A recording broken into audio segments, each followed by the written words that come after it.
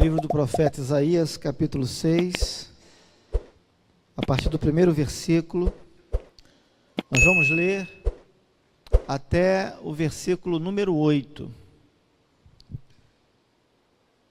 Eu estou usando a versão Nova Almeida atualizada, NAA. Com os irmãos mesmo sentados, porém de forma reverente, de maneira atenciosa, como a palavra de Deus requer de nós, acompanhemos a leitura. Primeiro verso. No ano da morte do rei Uzias, eu vi o Senhor assentado sobre um alto e sublime trono, e as abas de suas vestes enchiam o templo. Serafins estavam por cima dele. Cada um tinha 6 asas, com 2 cobria o rosto, com 2 cobria os pés, e com 2 voava. E clamavam uns para os outros, dizendo: Santo, Santo, Santo é o Senhor dos exércitos. Toda a terra está cheia da sua glória. Os umbrais das portas se moveram com a voz do que clamava, e o templo se encheu de fumaça. Então eu disse: ai de mim, estou perdido, porque sou homem de lábios impuros, e habito no meio de um povo de lábios impuros. E os meus olhos viram o Rei, o Senhor dos exércitos.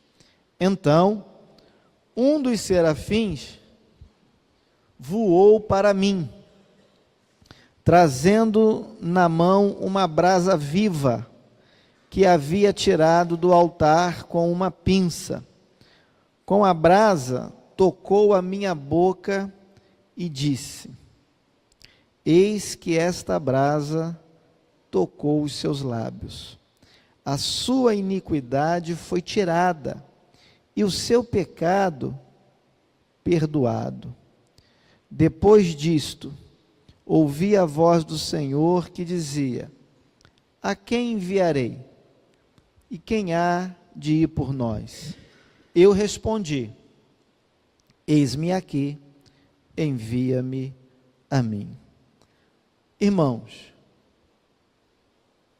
o título da mensagem desta noite é Uma visão positiva das circunstâncias. O que eu pretendo é encorajar, especialmente a juventude, mas também a cada um de nós. Talvez você não seja tão jovem assim, né?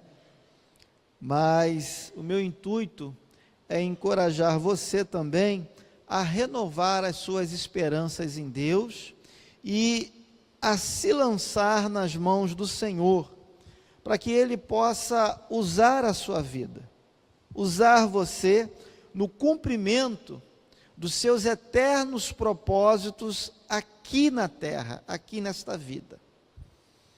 E eu quero fazer isso a partir desse texto que nós acabamos de ler. Certa vez, irmãos, eu ouvi uma história fictícia, mas com uma moral, né, com um fundo de verdade, um breve e sutil ensinamento. A história falava a respeito de 2 viajantes, que eram desbravadores, né, e tinham o costume de percorrer o mundo afora, conhecendo países, cidades, vilarejos e por aí vai. E uma certa vez, eles foram viajar, e chegaram até um determinado lugar, e se depararam com uma situação assim inusitada. Eles perceberam que naquela cidade, naquele lugar, ninguém usava calçado. Ninguém usava calçado. Ninguém usava chinelo, ou sandália, ou sapato, ou tênis. As pessoas andavam com os pés no chão. E muitos se machucavam. Muitos até ficavam com a sola dos pés feridas, E aí um deles, mais visionário, cutucou o outro, né, cutucou o seu amigo e disse: olha, está vendo aí? Quem sabe da próxima vez a gente não traz para cá um monte de sapatos, sandálias, tênis, para poder vender para esse povo. Aí o outro, mais pessimista, né? Sempre tem assim aqueles que são mais pessimistas, e disse assim: que nada, rapaz, para com isso, esse povo aqui não está acostumado com isso não, se a gente trouxer aqui vai ser prejuízo na certa, ninguém vai querer comprar, porque o que eles gostam mesmo é de andar com os pés no chão, ainda que feridos. E aí acabou que deu ruim, né? Ou seja, a história tem uma moral, tem um sutil ensinamento. E aí, eu quero perguntar a você: como é que você lida com as circunstâncias da vida? O que é que você foca nelas? As dificuldades, as possibilidades? Quais são as suas perspectivas? Elas são positivas ou elas são negativas? Você é alguém otimista ou você é alguém pessimista? Porque isso vai fazer uma grande diferença na sua vida, no seu presente, no seu futuro. Vai fazer uma grande diferença no ambiente onde você vive, né? Isso também faz uma grande diferença em relação às pessoas com quem você convive, porque você pode animá-las ou desanimá-las. E com base nesse texto aqui de Isaías, eu quero refletir nessa questão. E eu quero então propor a vocês 4 questionamentos.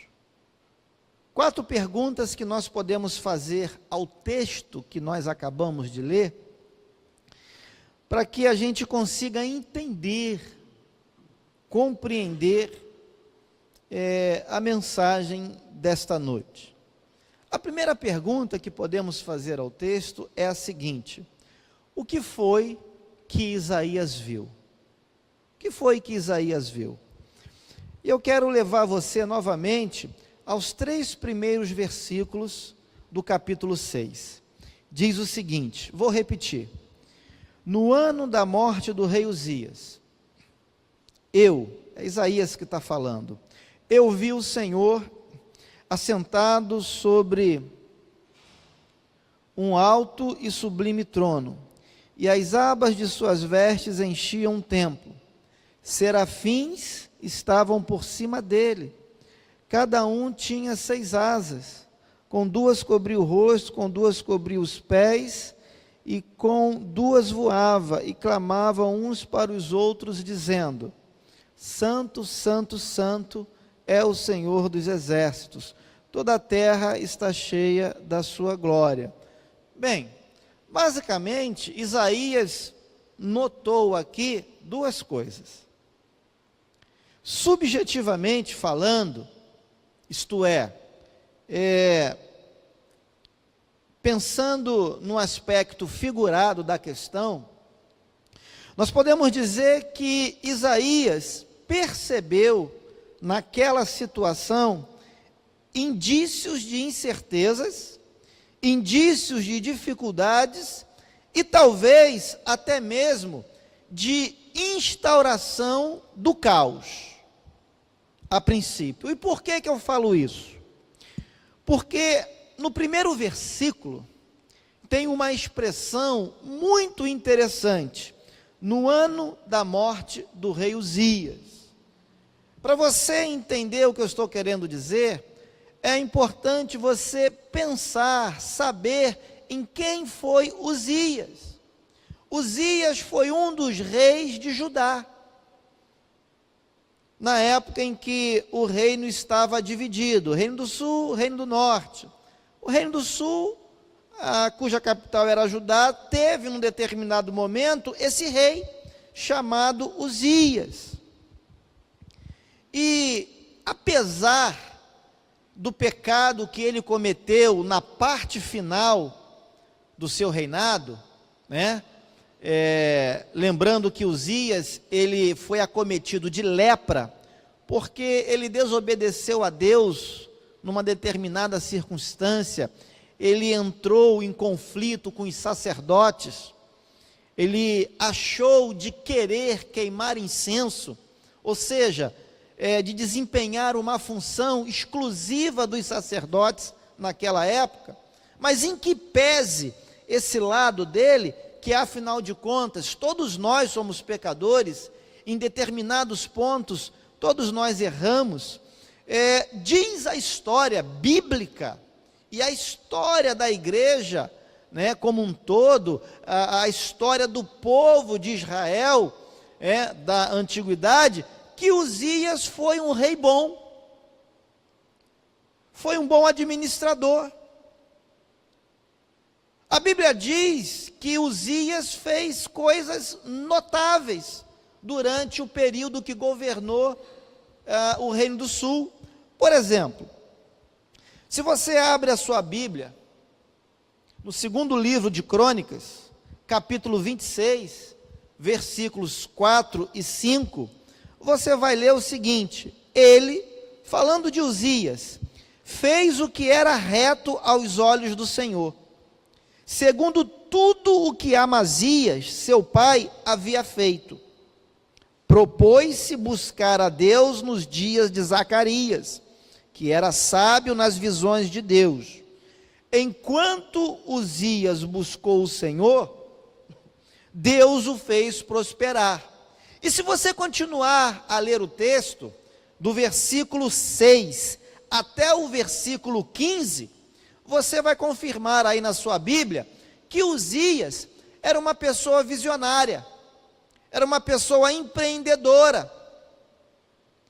Ele conseguiu não apenas alargar as fronteiras do Reino do Sul, como também fazer muitas benfeitorias na área da agricultura, ou seja, na área da economia do povo de Deus. Então, de certa forma, o Reino do Sul, o povo de Deus ali, sob o seu regime, sob o seu governo, prosperou. E quem é que não gosta da prosperidade? Quem é que não gosta de estar debaixo de uma liderança que adota boas medidas, que toma boas atitudes, que promove o bem da coletividade? Uzias era esse tipo de rei. Ele foi, na sua maior parte, caracterizado por isso. O seu reinado foi assim. Ele fez muitas coisas boas. Como eu disse, a partir do versículo 16, verso 19, verso 21 também, especificamente, você vai perceber coisas erradas que ele fez. A Bíblia não está aqui para esconder o erro de ninguém, mas Uzias foi um bom rei. E o que aconteceu? Uzias morreu. Uzias morreu. Possivelmente, ao registrar essa frase, no ano da morte do rei Uzias, talvez esteja aqui uma certa aflição, a princípio, por parte do profeta, tentando expressar a possibilidade da insegurança. Poxa, aquele rei, que era um bom administrador, que buscou o Senhor, que procurou agradar a Deus, ele agora morreu. Quem é que vai vir depois dele? Será que vai fazer a mesma coisa? Será que vai ser um bom estrategista? Um bom empreendedor? Será que vai ter compromisso com Deus? Que vai buscar a face de Deus? Que vai nos garantir segurança, paz, prosperidade? Será? Será? Então a dúvida vem, é natural. E com a dúvida vem a insegurança, vem a incerteza. E aí, nós vamos viver dias bons ou dias maus? E pode ser que dentro desse contexto, as pessoas se sintam retraídas. As pessoas se acovardem, dê um passo para trás ou fique perplexa, estagnada. Mas se por um lado, se de maneira subjetiva, Isaías pode ter pensado isso, de alguma maneira isso pode ter passado na cabeça de Isaías, por outro lado, percebam ainda o que foi que Isaías contemplou. O versículo 1 ainda diz que Isaías viu o Senhor. Amados, literalmente, objetivamente, o que foi que Isaías viu? A palavra de Deus nos revela que o profeta contemplou a majestade do Deus Santíssimo, cuja glória se reflete em todas as suas obras espalhadas pelo universo. A Bíblia diz que o profeta não ficou com os seus olhos fixados numa possível insegurança, numa possível incerteza. Muito pelo contrário. Foi justamente no meio daquela situação duvidosa, no mínimo, que ele olha e contempla a majestade de Deus. Isso me faz recordar do salmista. No Salmo 46, versículo 6, ele diz assim: bramam nações, reinos se abalam, Deus faz ouvir a sua voz e a terra se dissolve. Versículo 7, o Senhor dos exércitos está conosco, o Deus de Jacó é o nosso refúgio. O salmista tinha a convicção de que ainda que as circunstâncias não fossem tão boas, o Senhor dos exércitos estaria com ele. O Senhor dos exércitos se apresentaria para ele, para o povo, como refúgio, como segurança, como fundamento, como aquele que traz paz. Isaías, querido, ele tira os olhos das circunstâncias e coloca os olhos na glória de Deus. Ele coloca os olhos no poder de Deus, na santidade de Deus, na majestade de Deus, o que é incomparavelmente muito maior do que qualquer dificuldade, do que qualquer situação adversa que se apresente para mim e para você. É uma questão de foco. É uma questão também de escolha. Você escolhe para onde você quer olhar. Você escolhe para onde você quer direcionar a sua atenção. A segunda pergunta que nós podemos fazer ao texto é a seguinte: como Isaías se viu? A primeira pergunta é o que ele viu. A segunda pergunta é como ele se viu. Por quê? Porque o texto vai nos apresentar também a ideia, a concepção que Isaías teve a seu próprio respeito. Acompanhe aí na sua Bíblia, versículo 5. A Bíblia diz assim: ai de mim, estou perdido. Por quê? Porque sou homem de lábios impuros e habito no meio de um povo de lábios impuros, e os meus olhos viram o Rei, o Senhor dos exércitos. Queridos, Isaías tem uma visão natural, correta, a respeito dele mesmo.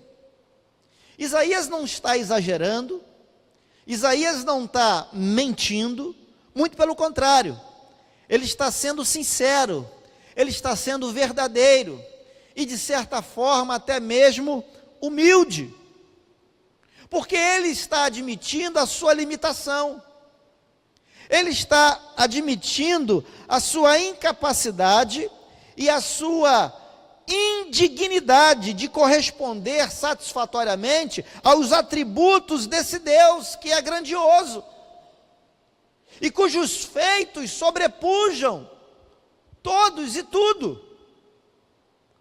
Como é que Isaías, sendo homem limitado, pecador, seria capaz de se relacionar com esse Deus, que é santo, santo, santo?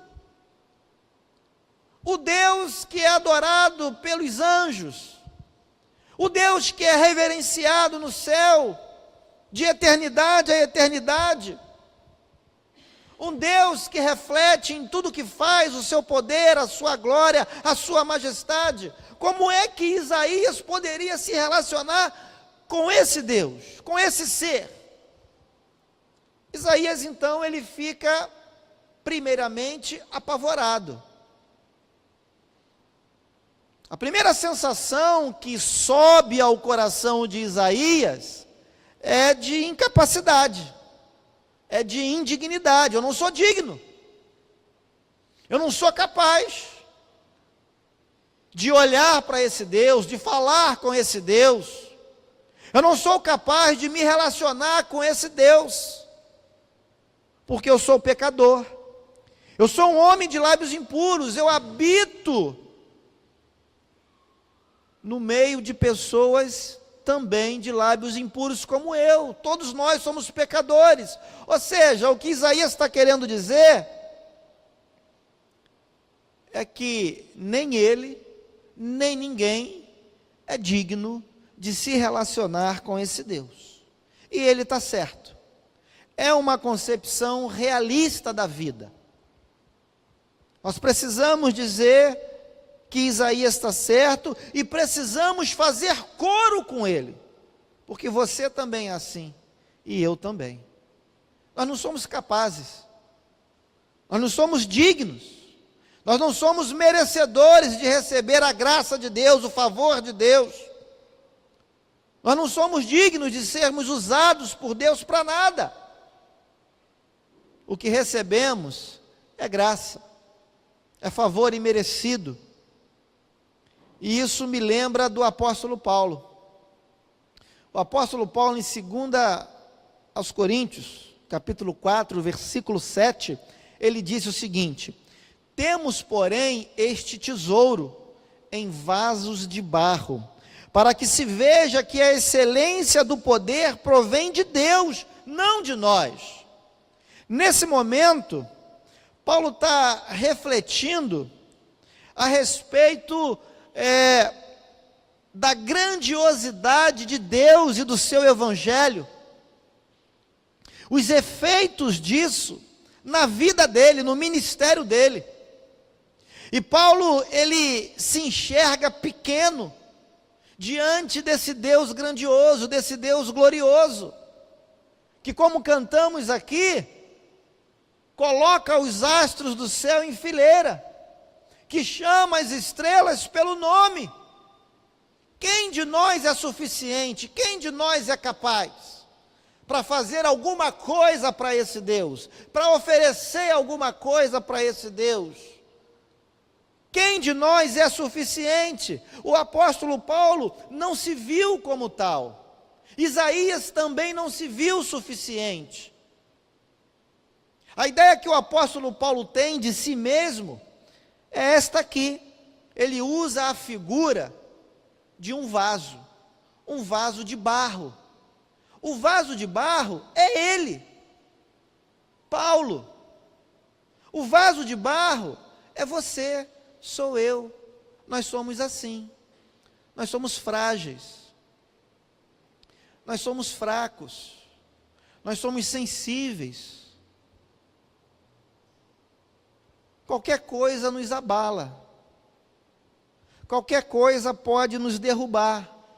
Ai de nós se não fosse o Senhor, ai de nós se não fosse a misericórdia dele se renovando em favor de nós a cada dia. Mas tem uma terceira pergunta que eu gostaria de fazer a vocês. A primeira, o que Isaías viu. A segunda, como ele se viu. E a terceira pergunta: o que Deus fez por ele? Qual foi a ação de Deus em meio àquela situação? Qual foi? Eu quero levar você de volta ao texto, especificamente agora nos versículos 6 e 7. Vamos ler novamente esse trecho. Diz aqui: então, um dos serafins voou para mim, trazendo na mão uma brasa viva, que havia tirado do altar com uma pinça. Com a brasa tocou a minha boca e disse: eis que esta brasa tocou os seus lábios. A sua iniquidade foi tirada, e o seu pecado perdoado. Amados, a palavra de Deus diz que nesse momento, depois que Isaías tirou o foco do caos, o foco da indecisão, o foco da dúvida, o foco da insegurança, depois que ele tirou o foco de tudo isso e começou a contemplar o poder de Deus, a glória de Deus, depois que Isaías se viu como de fato a Bíblia descreve o ser humano, como alguém pecador, alguém indigno de estar diante desse Deus, alguém que não tem mérito algum, depois que tudo isso aconteceu, diz a palavra de Deus que o Senhor agiu em favor do profeta. A Bíblia diz que Deus usou os serafins para poder transformar a vida daquele homem, e a partir de então passar a usá-lo para o cumprimento dos seus propósitos. Eu acho interessante, queridos, que Isaías, ele é transformado, e a partir daquela transformação, ele agora passa a ser uma nova criatura, um novo homem, uma nova pessoa. A fé de Isaías tende a ser outra, é diferente. A perspectiva de Isaías agora é fortalecida. Se no início ele já conseguiu ter uma visão da glória de Deus, da grandiosidade de Deus, muito mais agora, muito mais daqui para frente, em que a mente dele é renovada, em que os sentimentos dele são renovados, e como nós vamos ver aqui, a atitude dele, a reação dele também é modificada, é transformada. Isaías muda. Aquele homem que no início do capítulo 6, ainda contemplava, ainda lamentava a morte do rei Uzias, provavelmente numa perspectiva de insegurança, de indecisão, considerando até mesmo a possibilidade do caos, de não se repetir futuramente aquela boa administração, aquela boa gestão que Uzias deixou como exemplo durante o seu período de reinado. Aquela visão agora acabou completamente. Agora Isaías vai olhar para frente. Isaías agora vai pensar de forma diferente. Isaías vai seguir adiante. Isaías vai soltar as amarras do passado. Isaías vai se desprender do reinado, até certo ponto bom, do rei Uzias. E ele vai começar agora a dar passos seguros, passos largos, diante de um futuro que ele espera glorioso, não por ele mesmo, mas em virtude do que Deus poderia fazer na vida dele e através da vida dele. E mais uma vez, eu me lembro do apóstolo Paulo. Abra sua Bíblia em 2 Coríntios, capítulo 5. versículo 17.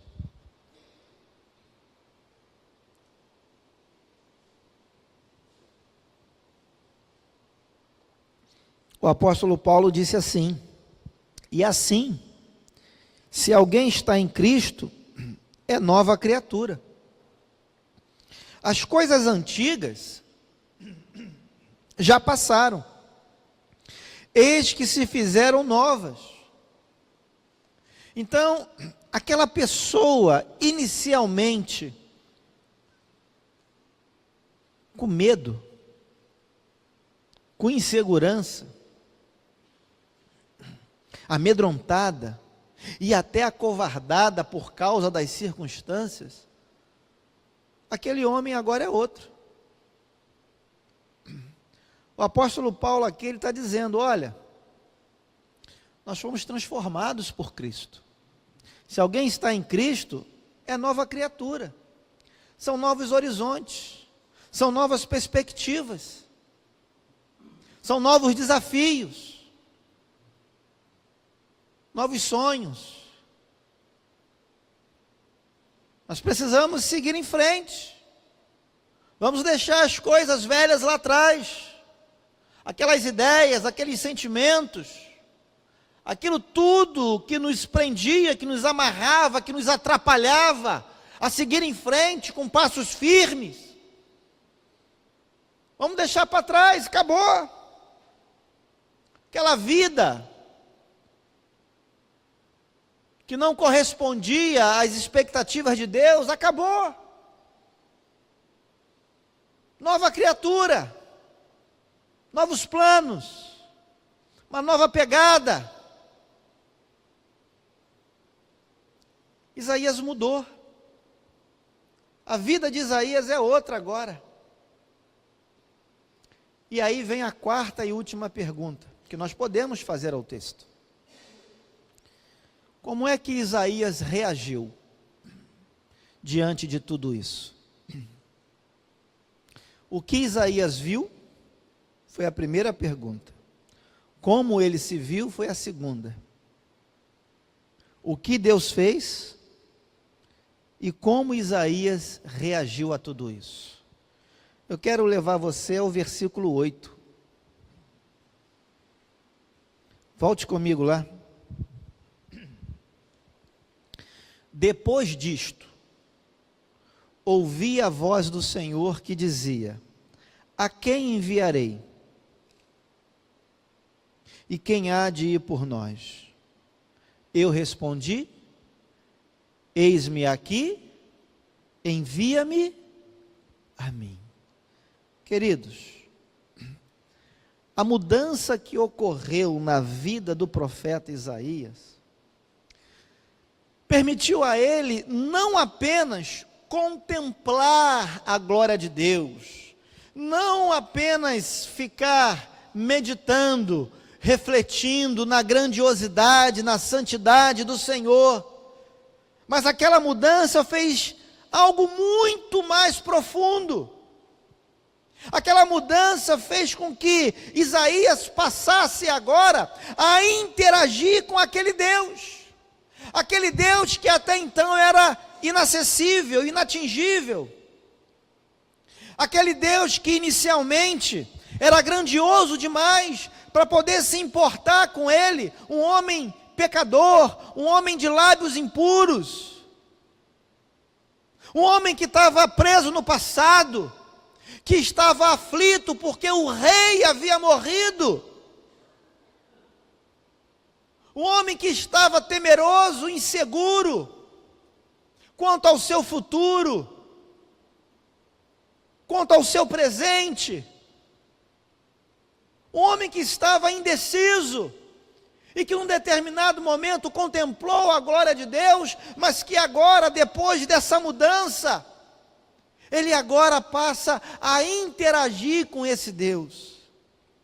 Agora, ele não olha apenas para Deus, ele agora fala com Deus, ele conversa com Deus, ele tem acesso a Deus, Deus fala com ele e ele fala com Deus. Ele agora não apenas contempla a presença de Deus de maneira distante, mas agora no seu íntimo, no seu coração, na sua mente, no seu homem interior, ele ouve a voz de Deus falando claramente com ele. É isso que a mudança causou naquele homem. Uma mudança não apenas de perspectiva da vida, mas também uma mudança no seu homem interior, uma mudança na sua alma, uma mudança na sua mente, uma mudança nas suas reações.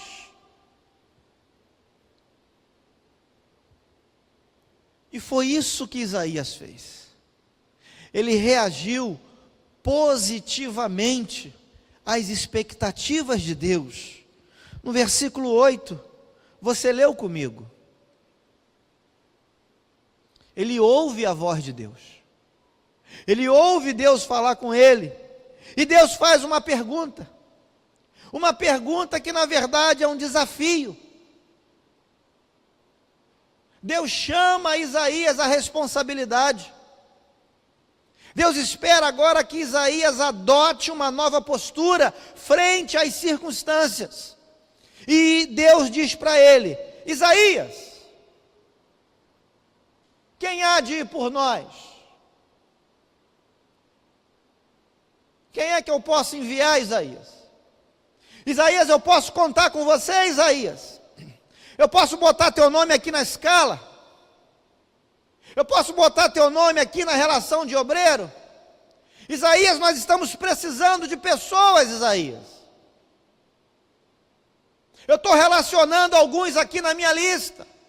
Eu posso contar contigo, Isaías, ou não? E Isaías responde com todas as letras para Deus, porque agora ele é um novo homem, agora ele tem uma nova visão, ele não está preso ao passado, ele foi tocado por esse Deus altíssimo, por esse Deus glorioso, por esse Deus poderoso e maravilhoso. Isaías agora é uma nova criatura. A partir daquele momento de contato com Deus, ele agora passa a ouvir a voz de Deus falar com ele, e ele responde claramente ao Senhor: Deus, eis-me aqui, envia-me a mim, bota o meu nome nessa relação aí, bota o meu nome nessa lista, me coloca no teu exército, me conta junto com os teus obreiros, pode me relacionar, porque eu estou disposto, eu agora tenho coragem, eu agora quero reagir, eu quero ser alguém diferente, eu quero fazer algo agora diferente, conta comigo, Deus.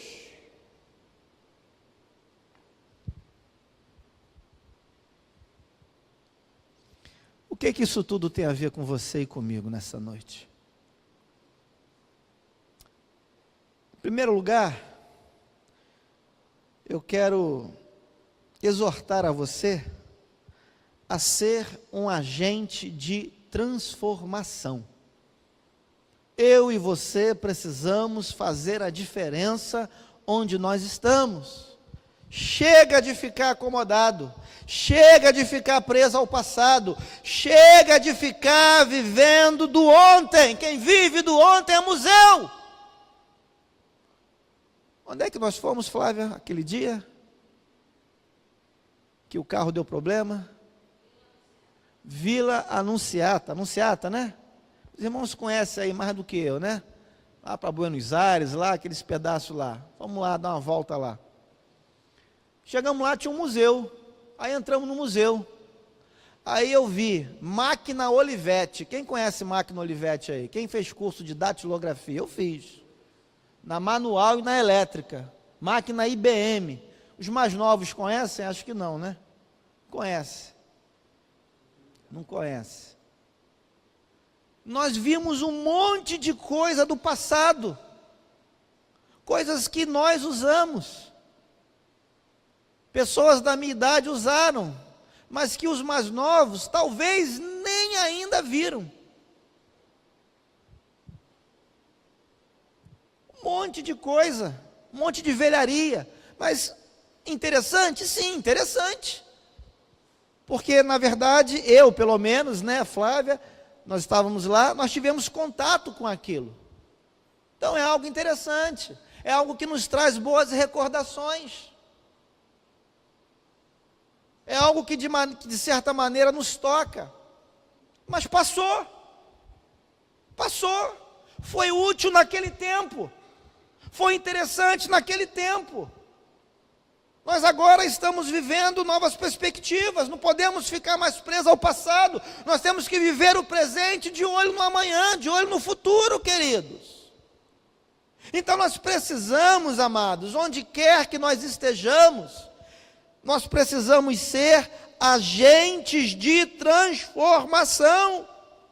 E assim nós precisamos aprender a enxergar possibilidades de mudança, possibilidades de crescimento e possibilidades de melhoria, mesmo diante de certas dificuldades. Quando Uzias morreu, provavelmente Isaías ficou, e agora? O que vai acontecer? Quem vai ser o próximo rei?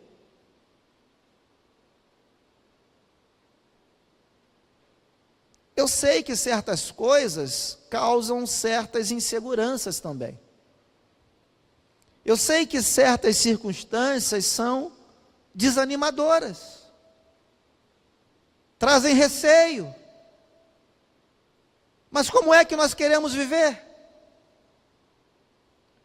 Queremos ficar estagnados por causa da dificuldade? Vamos deixar a dificuldade nos engolir? Ou nós vamos reagir positivamente a tudo isso? Será que nós vamos aproveitar as dificuldades, as circunstâncias para mudar, para crescer, para amadurecer, para sermos cristãos melhores, cidadãos melhores? Melhores maridos, melhores esposas, melhores filhos, melhores crentes. Abra sua Bíblia em Filipenses capítulo 3, mais uma carta escrita pelo apóstolo Paulo.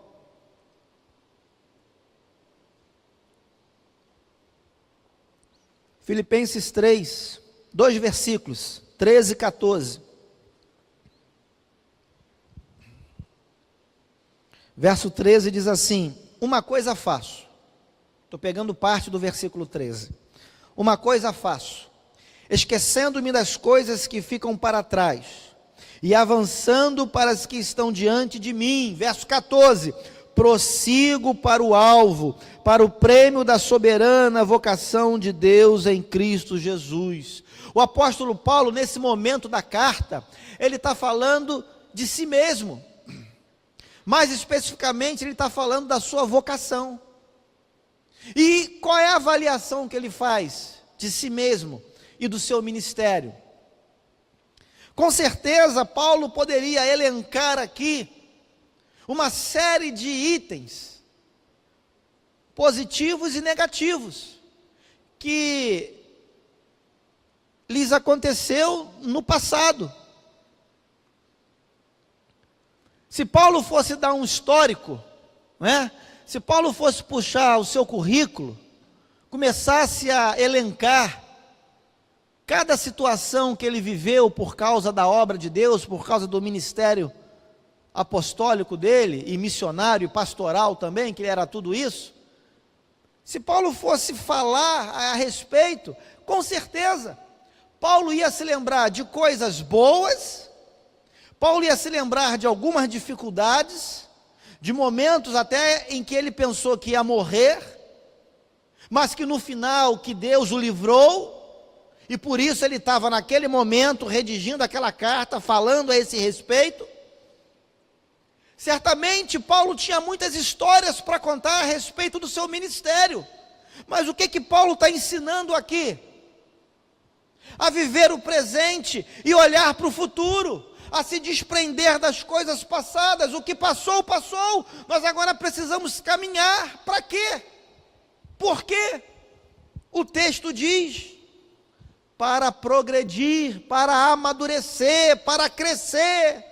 Paulo está dizendo, olha, uma coisa faço, esquecendo-me das coisas que ficam para trás, e avançando para as que estão diante de mim, prossigo para o alvo, para o prêmio da soberana vocação de Deus em Cristo Jesus.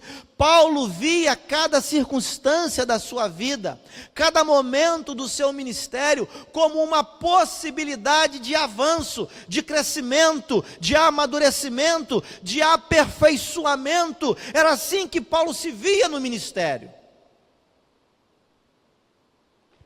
Tem gente que é acomodada. Tem gente que quanto pior, melhor. Tem gente que é incapaz de ver o óculos caindo aqui do púlpito e pegar e botar ele para cá, porque vai dar trabalho. Vai dar trabalho tirar o óculos daqui e botar para cá. Então deixa aí o óculos aí, deixa ele aí. Se ele cair não tem problema, depois a gente compra outro. Tem gente que é acomodada no ministério. Tem gente que é medrosa, que é covarde, que tem resistência à transformação, à mudança, ao crescimento. Tem gente que quer deixar tudo como está e se comportar como aquele museu que nós visitamos lá. Um monte de velharia. Foram úteis? Foram boas? Excelentes. Eu fiz curso de datilografia. Eu digito rápido, irmãos. E por que eu digito rápido? Porque eu usei uma máquina de escrever lá no passado. Mas hoje, você usaria uma máquina de escrever no seu trabalho? Dificilmente. Dificilmente você faria isso. Hoje, o que você usa no seu trabalho? Computador.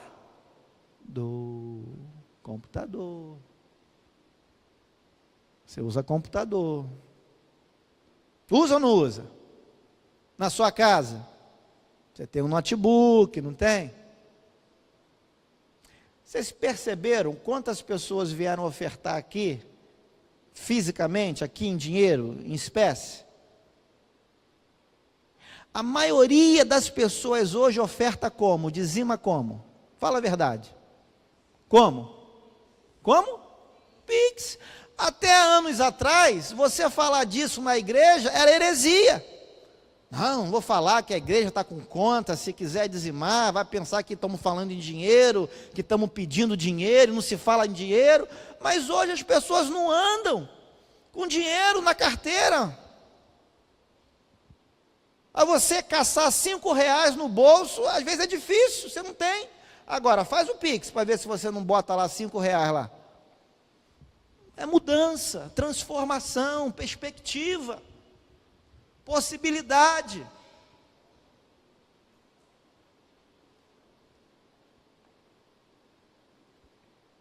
Segunda aplicação. Irmãos, Deus continua recrutando pessoas como Isaías para realizar os seus propósitos aqui na terra. O meu desejo é que você seja uma dessas pessoas, que Deus aliste, que Deus convoque, que Deus desafie. O meu desejo é que você faça parte desse grande exército que Deus está formando, de obreiros, de pessoas que não são completamente habilidosas, que não reúnem todos os atributos, que tem lá suas limitações, suas dificuldades, mas pessoas que queiram, pessoas que se apresentem, pessoas que tenham iniciativa, pessoas que levantem a mão e digam assim: Senhor, conta comigo. É isso que Deus está querendo ouvir de você, meu irmão. Foi isso que Deus esperava ouvir de Isaías. Isaías, nós temos uma necessidade, Isaías.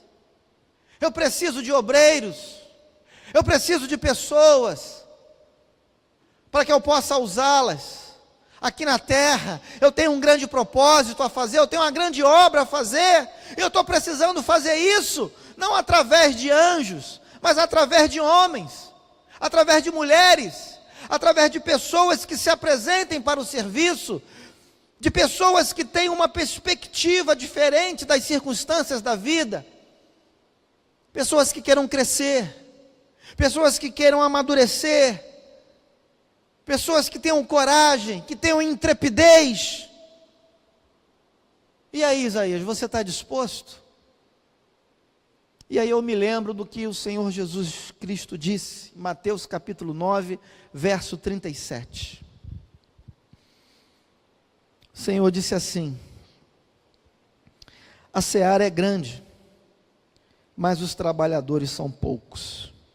Verso 38, por isso, peçam ao Senhor da seara que mande trabalhadores para a sua seara. Deus está convocando trabalhadores, Deus está mandando que nós oremos por eles. Você é um desses trabalhadores? Ou você já, ao contrário do apóstolo Paulo, já acha que está bom? Ou você acha que já chegou no nível em que você não tem mais nada para aprender, que você não tem mais nada para fazer? Você já se acha maduro demais, suficiente demais?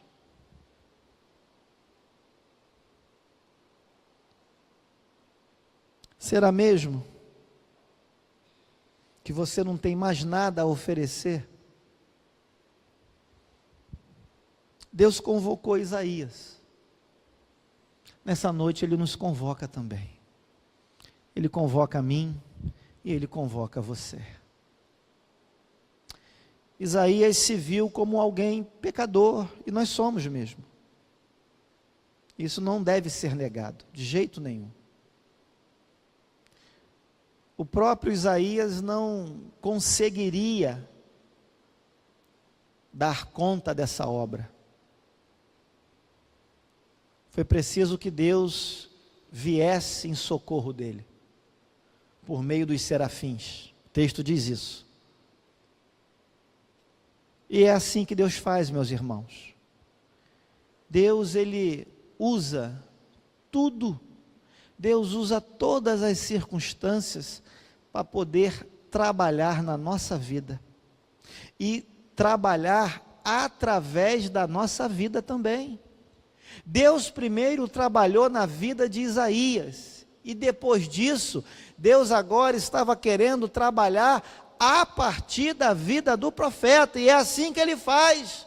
Deus trabalha na nossa vida primeiramente, Ele nos transforma, Ele nos encoraja, Ele nos capacita, e depois de nos arregimentar, Ele então quer nos usar para terminar essa grande obra, cujo capítulo final já está completamente escrito. Não há possibilidade de derrota para a igreja, não há possibilidade de derrota para mim e para você, nessa grande história. O final é glorioso, porque Deus foi quem escreveu, Deus é quem garante, não é o nosso poder, não é a nossa habilidade, porque nós somos frágeis, nós somos como o apóstolo Paulo, vasos de barro, mas nós temos o Espírito Santo que nos capacita, nós temos a palavra de Deus que é fiel, poderosa, para transformar tudo e todos, querido.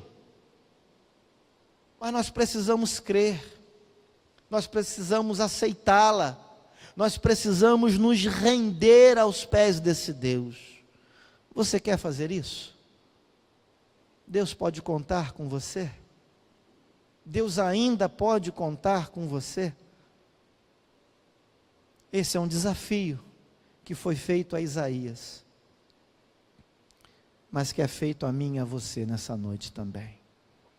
Vamos aproveitar, meus irmãos, cada possibilidade, ainda que sejam difíceis. Pastor, falta isso, falta aquilo. Por que você não aproveita então para mudar, para fazer algo novo, para fazer algo melhor? Pastor, a gente pode, meu irmão, então faça, melhora. Vai lá, quero te encorajar. Pastor, está ruim isso aqui, o som não está legal, então ajeita, meu irmão, vamos ajeitar o som. Pastor, nós estamos precisando de uma literatura melhor, porque a gente quer aprender determinadas coisas. Então vamos comprar. Onde é que tem essa literatura? Você já pesquisou? Vai na internet, vamos buscar essa literatura, vamos estudar, vamos pesquisar, vamos levantar os tópicos, vamos capacitar obreiro, vamos levantar evangelista, vamos treinar nossas crianças, vamos treinar nossos jovens, vamos viabilizar a saída deles, a capacitação deles, mas não vamos ficar estagnados, sentados no banco mais 5, 10, 15, 20 anos. Vamos mudar, irmãos, vamos amadurecer, vamos crescer juntos para a glória de Deus. Vamos fazer o que é necessário. Às vezes a dificuldade que você encontra hoje é a possibilidade da mudança. Lembra daquela historinha fictícia que eu contei no início do culto? Envolvendo 2 viajantes, 2 amigos. Um deles chegou num lugar, o que faltava? Sandália, sapato. Ninguém usava. Ah, vocês não usam sapato aqui? Não, não. Opa, então vamos fazer o quê? Na próxima vez vamos trazer uma caixa, né? De sapato, sandália, chinelo, vai todo mundo comprar. É oportunidade. A dificuldade de uns é oportunidade para outros. Aí o outro amigo falou o quê? Não, se a gente trouxer uma caixa de sandália aqui, vai encalhar tudo, ninguém vai comprar, o povo não gosta, o povo não usa, o povo não tem costume de usar.